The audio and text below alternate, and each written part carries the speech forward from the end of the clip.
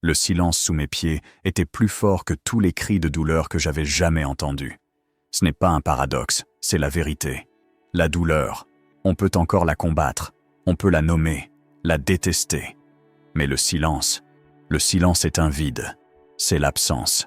C'est la mort lente d'une partie de vous-même, un effacement progressif qui vous transforme en fantôme dans votre propre vie. Je regardais mes pieds, immobiles au bout du lit, et je ne ressentais rien. Absolument rien. C'était comme regarder deux morceaux de marbre qui étaient attachés à mon corps. Et la panique que cela me causait était une vague froide qui remontait le long de ma colonne vertébrale et glaçait mon cœur. J'avais peur de m'endormir, car je craignais de me réveiller et de découvrir que le silence avait remonté jusqu'à mes genoux, puis jusqu'à ma taille, jusqu'à m'engloutir complètement. Cette vidéo n'est pas sur la résignation. Elle n'est pas sur le fait d'apprendre à vivre avec un mal incurable. Il s'agit d'une découverte que j'ai faite tard, presque trop tard, une découverte qui m'a permis de briser ce silence terrifiant et de sentir à nouveau le sol sous mes pieds. Et je vous promets que ce que je vais vous révéler ici n'est pas ce à quoi vous vous attendez. Ce n'est pas une nouvelle pilule magique annoncée à la télévision, ni une opération chirurgicale compliquée. C'est quelque chose de beaucoup plus fondamental. Il s'agit de comprendre le langage secret de votre propre corps, un langage que la médecine moderne, avec toute sa technologie, semble avoir oublié comment écouter. Restez avec moi, car la réponse que j'ai trouvée pourrait être celle que vous cherchez désespérément. La vie avant le silence était normale. Et c'est là sa plus grande beauté et sa plus grande tragédie, cette normalité que l'on n'apprécie que lorsqu'on la perd. Je me souviens du contact de l'herbe humide sur mes pieds nus le matin. Une sensation simple, presque enfantine, mais qui me reliait au monde. Je me souviens de monter les escaliers avec des sacs de course, 2 marches à la fois, sentant la force dans mes mollets, une force que je croyais infinie, garantie. Marcher était comme respirer, quelque chose que je faisais sans y penser. C'était la base de tout. Marcher jusqu'à la voiture, me promener dans le parc, rester debout pendant des heures à discuter avec des amis lors d'une fête. Mes pieds et mes jambes étaient mes fondations, le socle invisible de mon indépendance.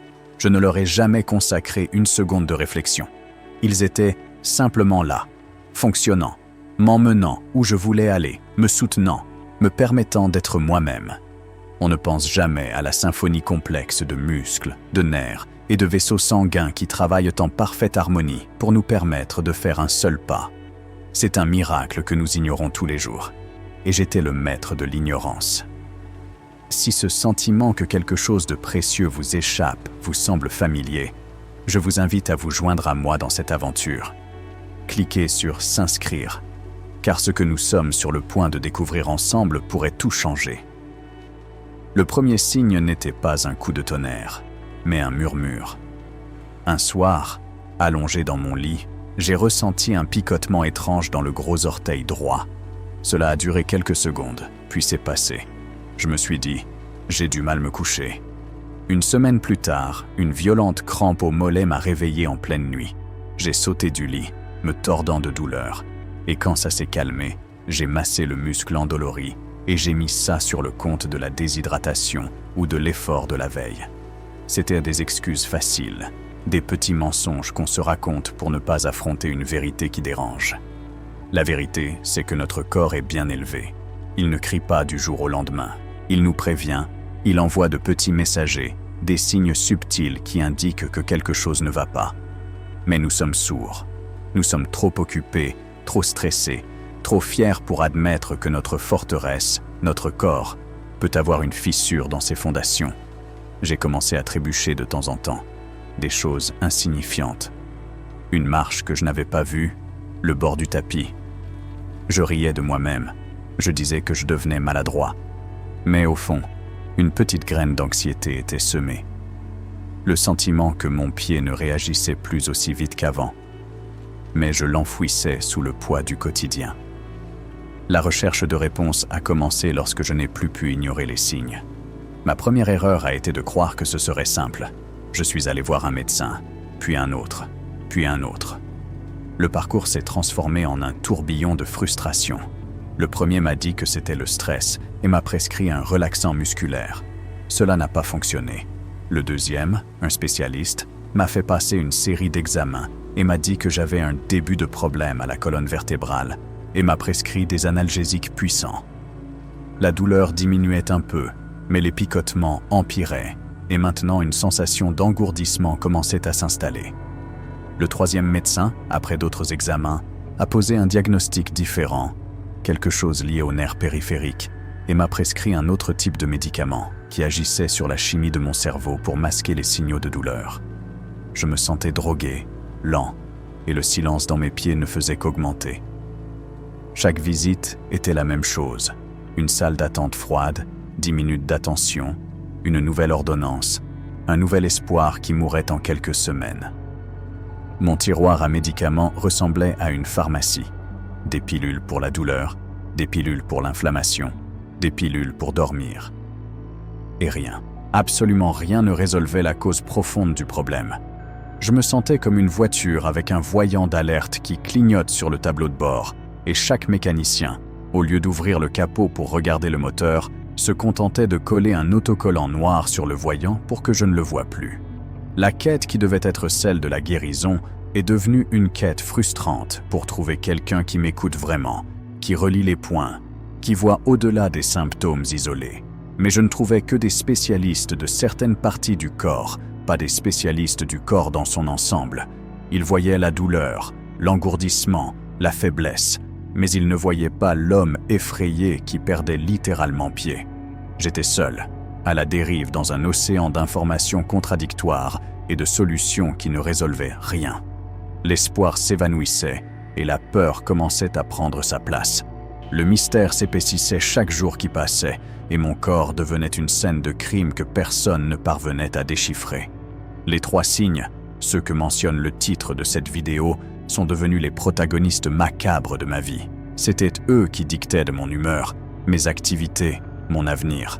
Le premier signe était ce que j'appelais « marcher sur du coton ». Cela a commencé subtilement. Je marchais et j'avais l'impression d'avoir une chaussette supplémentaire, très épaisse, entre ma peau et le sol. Avec le temps, cette chaussette s'est transformée en une épaisse couche de coton. J'ai perdu toute sensibilité. Je ne sentais plus la texture du tapis, la froideur du carrelage, la chaleur du bitume. Une fois, j'ai marché sur un morceau de verre dans la cuisine et je ne m'en suis aperçu que plusieurs heures plus tard en voyant la traînée de sang sur le sol. La panique que j'ai ressentie à ce moment-là était indescriptible. Pas à cause de la douleur, mais à cause de son absence. Mon système d'alarme naturel était désactivé. Je pouvais me blesser gravement sans m'en rendre compte. Cette insensibilité m'a fait perdre confiance en moi.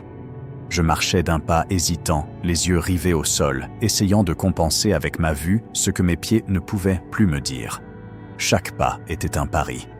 Le deuxième signe était à l'opposé du premier, et cette dualité rendait fous les médecins et moi. C'étaient les aiguilles de feu. Pendant la journée, le silence et l'engourdissement. Mais la nuit, quand je m'allongeais, mes pieds et mes jambes prenaient une vie de torture. Des milliers d'aiguilles incandescentes semblaient percer ma peau de l'intérieur. Une brûlure qui me faisait donner des coups de pied dans l'air, jeter les couvertures, me lever et marcher dans la maison dans le noir, cherchant un soulagement sur le sol froid. Mais le sol, qui était comme du coton pendant la journée, n'offrait aucun réconfort la nuit. C'était la plus cruelle des ironies. J'avais hâte de sentir le sol, mais lorsque la sensation revenait, c'était sous la forme d'une douleur atroce. Les nuits sont devenues un enfer. J'avais peur d'aller me coucher. Le sommeil qui aurait dû être un refuge est devenu mon champ de bataille. Et le manque de sommeil a commencé à me détruire mentalement, me rendant irritable, anxieux et désespéré pendant la journée. Comment pouvais-je être totalement insensible et ressentir en même temps une douleur si lancinante au même endroit? Aucun spécialiste n'arrivait à me donner une réponse logique. Il me donnait des pilules contre la douleur, qui me rendaient groggy, mais n'éteignaient pas le feu. Le troisième signe a été le plus terrifiant, celui qui m'a montré que j'étais au bord du gouffre. La faiblesse soudaine. Ce n'était pas une sensation constante, c'était un effondrement imprévisible. Je marchais normalement et tout à coup, mon genou cédait. Ma jambe se déconnectait pendant une fraction de seconde. Les premières fois, j'arrivais à garder l'équilibre. Mais un jour, en montant un escalier, ma jambe a lâché et j'ai dévalé les marches. La chute en elle-même n'était pas grave, quelques égratignures et une fierté blessée. Mais la chute symbolique était dévastatrice. À ce moment-là, étendu sur le sol, regardant vers le haut, j'ai compris. Je n'étais plus maître de moi-même. Mon corps me trahissait activement. Les escaliers sont devenus mon ennemi. Un simple trottoir irrégulier est devenu un champ de mine. L'idée de quitter la maison a commencé à me paralyser d'angoisse. Et si je tombais au milieu de la rue? Et si je ne pouvais pas me relever? L'indépendance à laquelle je tenais tant s'effritait, remplacée par une peur constante et humiliante. Ces trois signes formaient ensemble un puzzle impossible à résoudre. Engourdissement, douleur atroce et faiblesse. Comment un seul problème pouvait-il causer des symptômes aussi contradictoires? C'était comme si mon corps criait dans trois langues différentes à la fois et que personne, absolument personne, ne parlait suffisamment couramment pour comprendre le message. La médecine conventionnelle essayait de traiter chaque symptôme séparément. Un médicament pour la douleur, un autre pour renforcer les nerfs, de la physiothérapie pour la faiblesse. Mais c'était comme essayer de boucher trois trous dans un bateau avec seulement ses deux mains. Pendant que je me concentrais sur l'un, les deux autres s'agrandissaient encore plus. La frustration s'est transformée en une sorte de désespoir investigateur. Je devais comprendre le schéma, le chaînon manquant qui reliait ces trois ennemis. Je savais au fond de moi qu'il ne s'agissait pas de problèmes distincts. C'étaient les symptômes d'un seul et même trouble profond, une vérité cachée que tout le monde ignorait. Avez-vous déjà eu l'impression que votre corps vous envoyait des messages contradictoires, un puzzle que personne ne parvient à assembler? Partagez dans les commentaires le signe le plus déroutant que vous ayez jamais ignoré ou que les médecins n'aient pas su expliquer. Mon parcours de détective a commencé dans un océan de fausses pistes. Et la première et la plus courante, la plus insidieuse de toutes, était l'excuse universelle. C'est juste l'âge. Tous les médecins, à un moment ou à un autre, mentionnaient cela. Eh bien, vous n'avez plus 20 ans. Cette phrase était prononcée avec un air de sagesse résignée, comme s'il s'agissait d'un diagnostic définitif, d'une sentence. Mais l'âge n'est pas une maladie, c'est un processus. Et cette explication paresseuse me révoltait. Elle fermait des portes, empêchait toute investigation, nous condamnait à accepter le déclin comme inévitable. J'ai commencé à penser à ma métaphore de l'arbre. Un arbre vieillit, son tronc s'épaissit, son écorce se ride. Mais un arbre centenaire en bonne santé continue d'acheminer la sève jusqu'à ses feuilles les plus hautes. Il n'accepte pas que ses feuilles meurent simplement parce qu'il est vieux. Si les feuilles meurent, c'est parce qu'il y a un problème dans le transport des nutriments, une maladie, un blocage. Ce n'est pas l'âge en soi, mais les conditions que l'âge peut aggraver. Rejeter l'âge comme piste principale a été mon premier acte de rébellion, ma première décision de prendre le contrôle de l'enquête. Je n'allais pas accepter le dépérissement comme mon destin simplement parce que mon document disait que j'avais un certain âge. Il y avait autre chose, quelque chose d'actif, et j'allais découvrir ce que c'était. Le deuxième faux indice était plus technique et semblait plus convaincant. C'est un problème primaire au niveau des nerfs. Cela semblait logique à première vue.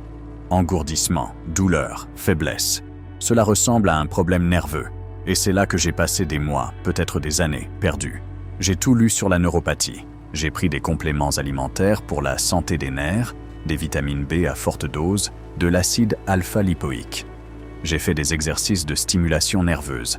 Et même si j'ai constaté une amélioration minime et temporaire ici et là, le problème central persistait et s'aggravait. C'était comme changer les pneus d'une voiture qui n'a plus d'essence. Les pneus peuvent être neufs et à la pointe de la technologie, mais la voiture ne roulera pas. Je polissais les fils électriques de mon corps, mais l'énergie ne leur parvenait pas. La douleur brûlante et l'engourdissement étaient bien des signes de nerfs en souffrance, mais ils étaient l'alarme incendie, pas le feu lui-même.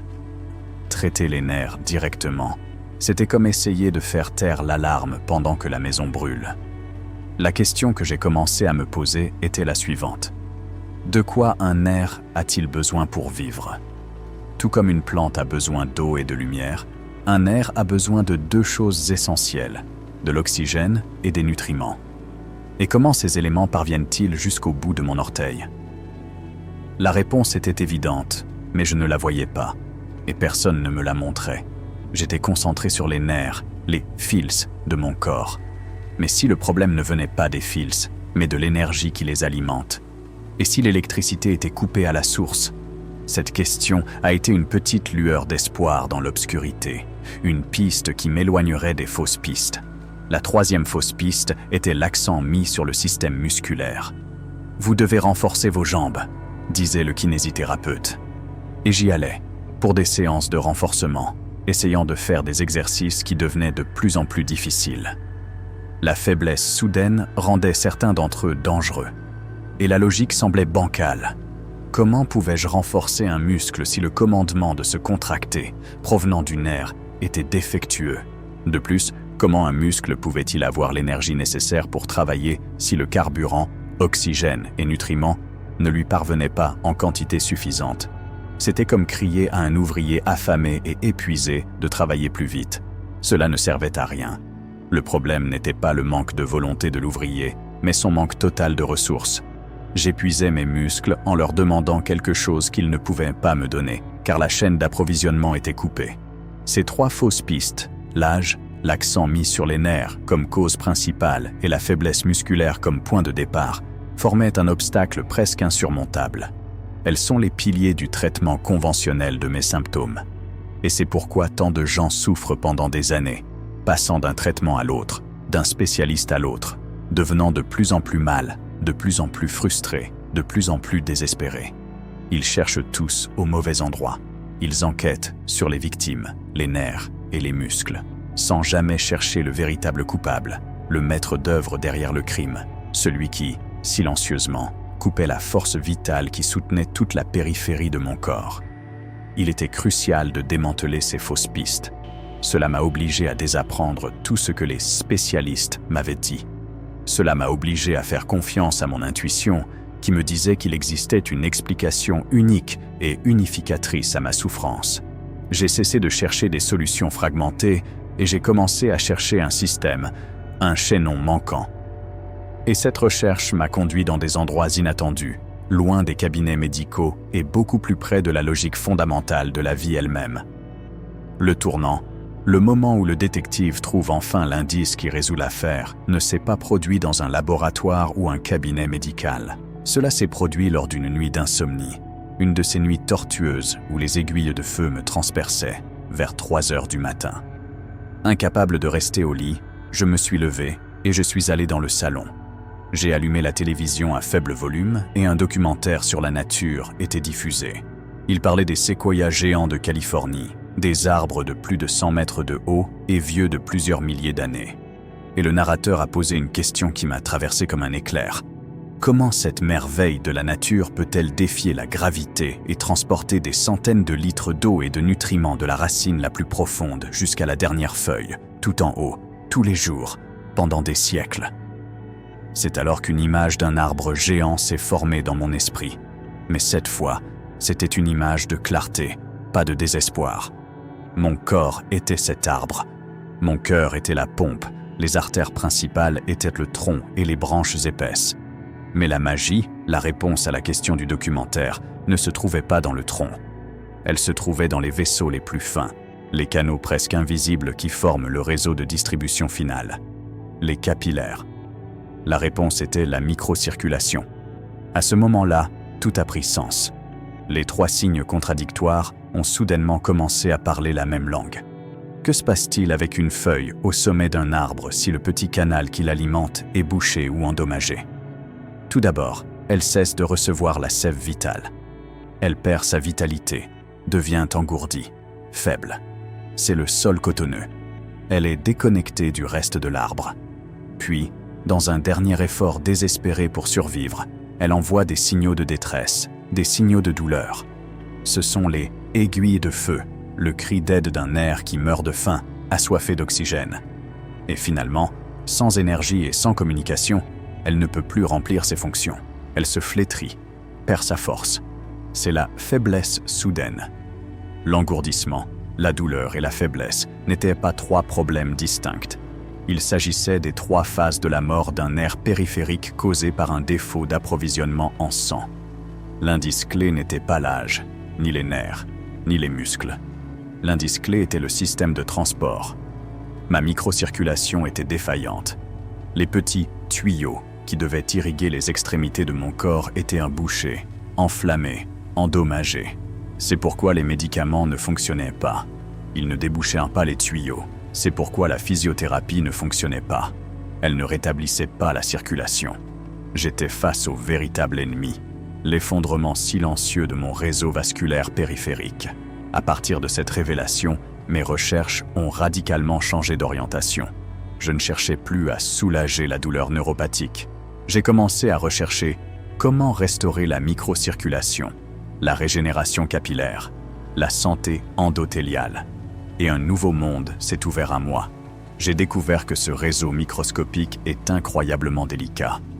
Des années d'inflammation silencieuse, un mode de vie qui n'était pas idéal, le stress, tout cela contribue à endommager la paroi interne de ces petits vaisseaux, l'endothélium. Ces dommages créent de petites barrières, comme de la rouille à l'intérieur d'un tuyau, qui réduisent le flux sanguin jusqu'à ce qu'il devienne insuffisant. Le sang, avec son oxygène et ses précieux nutriments, ne pouvait tout simplement plus atteindre sa destination finale, les nerfs et les muscles de mes pieds et de mes jambes. Cette compréhension m'a donné du pouvoir. Pour la première fois, je n'étais plus victime de symptômes mystérieux. J'étais un détective qui avait résolu le crime. Je savais ce qui se passait à l'intérieur de moi. Et avec cette connaissance est venue la question logique suivante. Si la nature sait comment maintenir les capillaires d'un séquoia de 3000 ans en état de fonctionnement, n'aurait-elle pas également la réponse pour réparer les miens? Cette question m'a amené à baptiser le processus que je devais activer dans mon corps. Inspiré par la résilience de cet arbre, j'ai appelé cette capacité innée de régénération l'effet arboriculaire. C'était un nom personnel, un rappel de ma découverte. L'effet arboriculaire était pour moi la réactivation de l'intelligence biologique du corps pour réparer et débloquer le réseau de microcapillaires, permettant ainsi à la sève de la vie, le sang riche en oxygène, de circuler à nouveau librement jusqu'à la feuille la plus éloignée, le nerf le plus périphérique. La solution n'était pas un patch externe, mais un réveil interne. Le défi était désormais clair. Je n'avais plus besoin d'analgésique. Je devais découvrir comment déclencher, de manière cohérente et puissante, mon propre effet arborvasculaire. La quête de la clé qui permettrait d'activer ce mécanisme avait commencé. Avec la découverte du mécanisme, avec la clarté de ce que j'ai appelé l'effet arboriculaire, une vague d'espoir, la première depuis longtemps, m'a envahi. Je n'étais plus perdu. J'avais un objectif. La phase suivante de mon parcours a été celle de l'expérimentation, de la mise en pratique de la théorie. J'ai commencé de manière rudimentaire, comme un scientifique amateur dans son garage. Je me suis plongé dans des textes de botanique, dans des études ethnopharmacologiques, à la recherche de substances naturelles connues historiquement pour leur affinité avec le système circulatoire. J'ai lu des articles sur des composés présents dans certaines écorces d'arbres, dans des graines de fruits, dans des feuilles de plantes poussant dans des conditions extrêmes, des plantes qui devaient être passées maîtres dans le transport des nutriments pour survivre. J'ai dressé une liste. J'ai commencé à intégrer ces aliments et ces tisanes à mon alimentation de manière méthodique. Il ne s'agissait plus de manger sainement de manière générique. Il s'agissait de consommer des composés spécifiques que la science préliminaire et les connaissances anciennes suggéraient comme pouvant favoriser la santé des vaisseaux sanguins. Je buvais des tisanes à base de certaines feuilles. Je mangeais des poignées de graines spécifiques. Je cherchais des extraits difficiles à trouver. Puis, un mardi matin, environ 3 semaines après avoir commencé ce protocole personnel, quelque chose s'est produit. J'étais assis sur le bord de mon lit, dans mon rituel matinal consistant à regarder mes pieds sans vie, et j'ai senti quelque chose, une démangeaison. Une démangeaison légère, presque imperceptible, dans mon petit orteil gauche. Je me suis arrêté, j'ai retenu mon souffle, et j'ai essayé de ressentir à nouveau. Et elle était là, une démangeaison. Pour la plupart des gens, une démangeaison est une irritation. Pour moi, ce jour-là, c'était un miracle. C'était le son le plus glorieux que j'avais jamais entendu. Parce que pour ressentir une démangeaison, un nerf doit être vivant. Il doit fonctionner, même si ce n'est que très peu. C'était un signe faible mais indéniable, que la connexion était en train d'être rétablie. La sève commençait, goutte à goutte, à atteindre la feuille lointaine. C'était la première preuve personnelle que l'effet arboriculaire n'était pas seulement un beau concept, mais une possibilité réelle. Cette petite étincelle de succès m'a donné l'énergie nécessaire pour aller plus loin. J'avais besoin d'une validation externe. Mon expérience était encourageante, mais je devais savoir s'il y avait une base scientifique solide derrière elle. C'est là que ma recherche m'a conduit des magasins de produits naturels aux bases de données d'études scientifiques. Et ce que j'ai découvert m'a bouleversé. Il existait des centaines, voire des milliers d'études publiées dans des revues médicales et biologiques sur la microcirculation, la fonction endothéliale et les composés exacts que je recherchais. J'ai lu que certains flavonoïdes, présents dans l'écorce des arbres, avaient démontré dans des études cliniques leur capacité à renforcer les parois capillaires.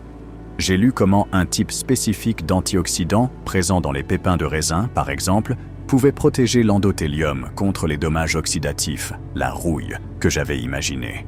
J'ai trouvé des recherches sur des acides aminés qui servèrent de précurseurs à l'oxyde nitrique, une molécule que notre propre corps produit pour détendre et dilater les vaisseaux sanguins, améliorant ainsi la circulation.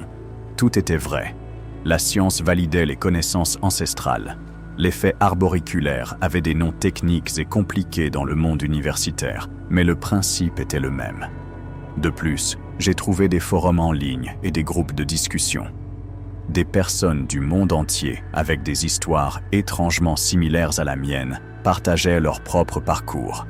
Ils parlaient des mêmes composés, des mêmes stratégies. Cette preuve sociale a été extrêmement puissante. Je n'étais pas seul, je n'étais pas fou, j'étais sur la bonne voie. Mais il y avait un problème, un gros problème. Mes résultats étaient incohérents. Les démangeaisons allaient et venaient. Parfois, je sentais une légère chaleur dans mes pieds, mais le lendemain, le silence cotonneux revenait. Les nuits de picotement ont diminué en intensité, mais elles n'ont pas disparu. Pourquoi ? La réponse m'est venue dans un moment d'illumination, alors que j'essayais de calculer la quantité d'un certain composé que j'obtenais grâce à une tisane. La quantité était infime. J'aurais dû boire des litres et des litres de cette tisane tous les jours pour m'approcher de la dose utilisée dans l'une des études que j'avais lues. Il en allait de même pour les autres ingrédients. C'est alors que j'ai compris. C'était comme essayer d'éteindre un incendie de forêt avec un verre d'eau. L'eau était la bonne chose à faire, mais la quantité était dérisoire. Pour réparer des années, voire des décennies, de dommages microvasculaires silencieux, je n'avais pas besoin d'une dose homéopathique. J'avais besoin d'une dose thérapeutique. J'avais besoin de la pureté et de la concentration adéquate de ces composés, agissant en synergie, tous les jours, de manière constante. Y parvenir par le biais d'aliments et de tisanes était logistiquement impossible et financièrement irréalisable. J'avais besoin d'une source d'approvisionnement. J'avais besoin d'un moyen de fournir ces ingrédients essentiels dans la concentration exacte que la science avait démontré comme étant efficace. Et cela, j'en suis arrivé à la conclusion avec une clarté absolue, ne pouvait être obtenu que d'une seule manière, une formulation précise, encapsulée, garantissant la pureté, la synergie et surtout la dose thérapeutique correcte. Je ne recherchais plus des ingrédients, mais un outil de précision. Ma recherche avait désormais un nouvel objectif, trouver cet outil de précision. Je ne cherchais plus un remède miracle, mais une solution d'ingénierie biologique. J'avais besoin de la combinaison exacte des composés que mes recherches avaient révélés à la dose thérapeutique correcte, sous une forme que mon corps pouvait absorber efficacement. J'ai commencé à rechercher des compléments alimentaires, mais le marché était une jungle. Des centaines de flacons, tous avec des étiquettes accrocheuses et des promesses vagues. Mais j'étais désormais un détective chevronné. Je savais ce que je cherchais. J'ignorais le marketing et allais directement à la liste des ingrédients et de leur concentration. La plupart des produits étaient décevants. Ils contenaient un ou deux des ingrédients que je recherchais, mais en dose infime, bien en dessous du niveau thérapeutique ou mélangés à des dizaines d'autres composés inutiles servant de remplissage. C'était comme vendre un verre d'eau sale pour éteindre mon incendie. Après des semaines de recherches frustrantes, j'ai enfin trouvé. Il s'agissait d'une formulation d'une petite entreprise, presque niche, qui semblait se concentrer davantage sur la science que sur la publicité. L'étiquette était simple, mais la liste des ingrédients était exactement ce que je recherchais. Les extraits spécifiques, les flavonoïdes, les antioxydants, les précurseurs de l'oxyde nitrique, Tous étaient présents, et dans des dosages correspondant à ceux que j'avais vus dans les études cliniques concluantes. C'était une formule qui semblait avoir été créée par quelqu'un qui comprenait parfaitement le mécanisme de l'effet arboriculaire. J'ai commandé un flacon. Quand il est arrivé, je l'ai tenu dans mes mains et j'ai ressenti une nervosité que je n'avais pas éprouvée depuis des années. C'était un mélange d'espoir et de crainte d'une nouvelle déception. J'ai commencé à prendre les gélules religieusement, comme prescrit. La première semaine, je n'ai pas remarqué de grandes différences. Je suis resté patient. Je savais que je n'avais pas affaire à un analgésique. J'essayais de reconstruire une infrastructure biologique. Je demandais à mon corps de réparer des décennies de dommages. Cela prendrait du temps. Mais au cours de la deuxième semaine, quelque chose a commencé à changer. Les nuits de picotement sont devenues plus rares. L'intensité a diminué. Et l'engourdissement a commencé à reculer. C'était comme une marée qui descendait lentement, révélant le sable en dessous. Et puis, le moment est arrivé. Le point de basculement catalyseur. C'était un samedi matin. Je me suis réveillé, je me suis étiré et, par habitude, j'ai bougé mes pieds sous le drap. Et je l'ai senti. J'ai senti la texture du tissu. Pas une sensation fantôme, pas une démangeaison. J'ai senti le tissage du coton, un peu rugueux, effleurant ma peau. Je me suis figé. J'ai bougé mes pieds à nouveau. Et c'était bien là. Une sensation réelle, tactile, indéniable. J'ai repoussé les draps. Je me suis assis sur le lit et j'ai posé mes pieds sur le parquet. Et pour la première fois depuis des années, j'ai senti la douceur et la température du bois. Des larmes ont commencé à couler sur mon visage. Ce n'étaient non pas des larmes de tristesse, mais d'un soulagement si profond, d'une gratitude si intense, que j'avais l'impression qu'un barrage avait cédé en moi. Le silence avait été brisé. Le bruit de la vie revenait. Et à ce moment-là, avec la sensation du bois froid sous mes pieds et les larmes sur mon visage, j'ai eu besoin de faire une pause. J'avais besoin de vous parler, directement, parce que je sais que vous comprenez ce que signifie la perte de cette sensation. Je sais ce que c'est que de vivre dans la peur du prochain pas, dans la peur de la nuit suivante. Et parce que je le sais, je dois partager ce qui a fonctionné. Si ce que j'ai dit jusqu'à présent a résonné avec votre parcours, si vous avez ressenti une once de l'espoir que j'ai ressenti, alors accordez-moi votre confiance encore un instant et cliquez sur « S'inscrire » car le pas le plus important est à venir. Votre corps, tout comme le mien, a une fenêtre d'opportunité physiologique. Les nerfs qui sont endormis aujourd'hui, souffrant en silence, pourraient être perdus à jamais demain. Il existe un point où les dommages deviennent irréversibles. Le moment d'agir, de rouvrir ces canaux vitaux, d'activer votre propre effet arboriculaire, c'est maintenant, tant que la connexion existe encore, aussi faible soit-elle. N'attendez pas que le silence devienne définitif. J'ai passé des mois, des années, à me servir de cobaye, à tester des théories, à gaspiller de l'argent dans des solutions qui ne fonctionnaient pas et, pire encore, à perdre un temps précieux. Je sais ce qui fonctionne et ce qui n'est qu'une promesse vide. C'est pourquoi, non pas en tant que vendeur, mais en tant que personne qui a traversé le même désert que vous, je me sens obligé de vous montrer l'oasis que j'ai trouvée. J'ai condensé toutes mes recherches, tout mon parcours, en une seule recommandation. La formulation exacte, avec la pureté et la dose thérapeutique dont j'avais besoin pour obtenir des résultats concrets, est disponible en un seul endroit. Je ne peux pas vous promettre une guérison du jour au lendemain, mais je peux vous montrer le chemin que j'ai suivi pour reconstruire mes fondations, étape par étape. J'ai laissé un lien pour vous dans la description sous cette vidéo et également dans le premier commentaire épinglé. Cliquez dessus lorsque la vidéo sera terminée. Voyez par vous-même. Les informations sont là. La décision vous appartient. Maintenant, laissez-moi terminer mon histoire. Ce moment où j'ai senti le sol en bois n'était pas la fin. C'était le début d'une nouvelle vie. Le trajet entre mon lit et la salle de bain ce jour-là a été le plus long et le plus beau de ma vie. Chaque pas était une célébration. La faiblesse a été la dernière à disparaître. À mesure que la circulation sanguine s'améliorait, mes muscles recevaient le carburant dont ils avaient besoin. Mes jambes, qui auparavant fléchissaient, me soutenait désormais fermement. Quelques semaines plus tard, je me suis retrouvé face à l'escalier, mon ancien ennemi. J'ai pris une grande inspiration et je l'ai gravi, marche après marche, avec assurance, sans hésiter, sans m'agripper à la rampe. Je suis arrivé en haut et j'ai regardé en arrière, non pas avec peur, mais avec un sentiment de triomphe. J'avais gagné. La scène finale de mon parcours, l'image que je garde précieusement, n'a rien de dramatique. C'est la plus simple qui soit. L'été suivant, j'étais à la plage avec ma famille. J'ai enlevé mes sandales et j'ai marché vers l'eau. Puis j'ai fait quelque chose que je n'avais pas fait depuis 10 ans. J'ai couru. J'ai couru sur le sable mouillé, sentant les grains s'écraser entre mes orteils, sentant la force de mes muscles propulser mon corps vers l'avant. J'ai couru vers les vagues et, lorsque l'eau froide a frappé mes chevilles, la sensation était si intense, si vivante, que je me suis arrêté et j'ai ri. Un rire fort, libre, qui venait du fond de mon âme. J'étais de retour, complet, solidement ancré dans mon sol. Votre histoire ne doit pas nécessairement se terminer dans le silence et la peur. Votre voyage vers vous-même peut commencer aujourd'hui. Si cette histoire vous a donné de l'espoir, inscrivez-vous pour ne pas manquer la suite. Partagez-la avec quelqu'un qui a besoin de l'entendre et faites le premier pas. Cliquez sur le lien dans la description et dans le commentaire épinglé.